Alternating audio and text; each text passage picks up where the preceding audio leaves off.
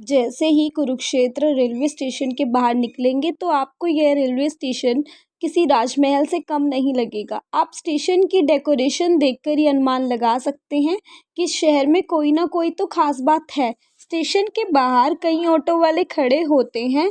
आप चाहें तो ऑटो स्पेशल रिजर्व भी करवा सकते हैं, सवारी के हिसाब से भी सफ़र कर सकते हैं। ब्रह्म सरोवर जाने का किराया प्रति सवारी मात्र 20 रुपये है। स्टेशन से ब्रह्म सरोवर की दूरी 3.5 किलोमीटर की है। ब्रह्म सरोवर की ओर जाते हुए छठी पातशाही गुरुद्वारा, सन्निध सरोवर, पैनोरमा एवं विज्ञान केंद्र, श्री कृष्ण संग्रहालय इसी मार्ग में मिलेंगे। लेकिन आज इस वीडियो के माध्यम से हम आपको रूबरू करवाएंगे कुरुक्षेत्र के प्रसिद्ध ब्रह्म सरोवर से।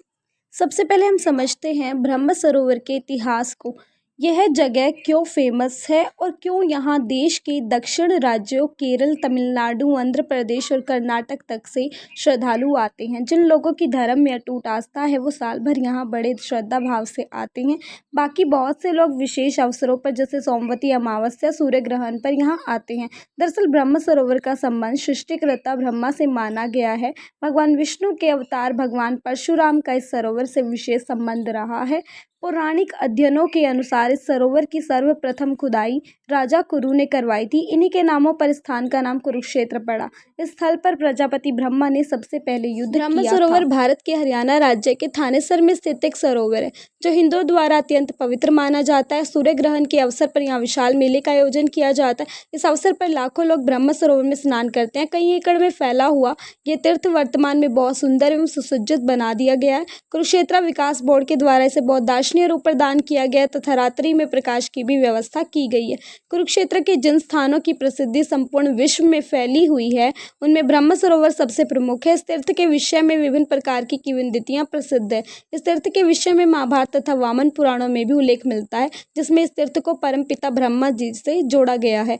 ब्रह्म सरोवर के उत्तरी तट पर कई धर्मशाला बनी हुई है, जिनमें रौड़ धर्मशाला, गुज्जर धर्मशाला तथा जाट धर्मशाला मुख्य है। इन दोनों धर्मशालाओं में सैलानियों को 3 समय का भोजन मुफ्त दिया जाता है। पंडित दुर्गदत्त के अनुसार जब महाभारत युद्ध के दौरान दुर्योधन की मौत हो गई, तब द्रौपदी ने अपनी प्रतिज्ञा के अनुसार दुर्योधन के खून से केश धोया और ब्रह्म सरोवर के बीचों बीच कूप में स्नान किया। इसके बाद से ही इस कूप को द्रौपदी कूप के नाम से पुकारा जाने लगा। यह सरोवर 2 भागों में विभाजित किया गया है। महाभारत का युद्ध जीतने के बाद युधिष्ठिर ने इसके मध्य भाग में विजय स्तंभ निर्माण करवाया। ब्रह्म सरोवर मंदिर भगवान शिव को समर्पित है। पौराणिक कथाओं के अनुसार भगवान ब्रह्मा इस मंदिर में भगवान शिव की पूजा करते थे। महाभारत के युद्ध के दौरान मंदिर दिन में युद्ध के दौरान नष्ट हो जाता था और हर रोज रात में इसका पुनर्निर्माण किया जाता था। मंदिर का अधिकांश भाग बलुआ पत्थर से बना है, जबकि कुछ भागों में संगमरमर का उपयोग किया गया है। परिसर से मंदिर में प्रवेश के लिए 3 द्वार हैं, जिनमें से प्रत्येक द्वार पर नक्काशीदार पुष्प डिजाइन है। एक क्रिकेट आर्च ब्रिज मंदिर को बैंक से जोड़ता है। शाम की आरती के लिए यहाँ बहुत से लोग इकट्ठा होते हैं। मंदिर के चारों ओर घूमना और मंत्रों का जाप सुनना आत्मा को ठीक करने के लिए जाना जाता है। ब्रह्म सरोवर की पूजा दिन में 2 बार सूर्योदय और सूर्यास्त के समय की जाती है, क्योंकि यह हिंदुओं के लिए पवित्र है। भगवान कृष्ण और अर्जुन का विशाल काले पत्थर का रथ भी मंदिर के परिसर में स्थित है। सब भागवत गीता पर केंद्रित एक आयोजन है, जिसे हिंदू कैलेंडर के मार्गशीर्ष महीने के शुक्ल पक्ष की एकादशी को मनाया जाता है। ऐसा माना जाता है कि भागवत गीता कुरुक्षेत्र के युद्ध के मैदान में कृष्ण द्वारा अर्जुन को बताई गई थी।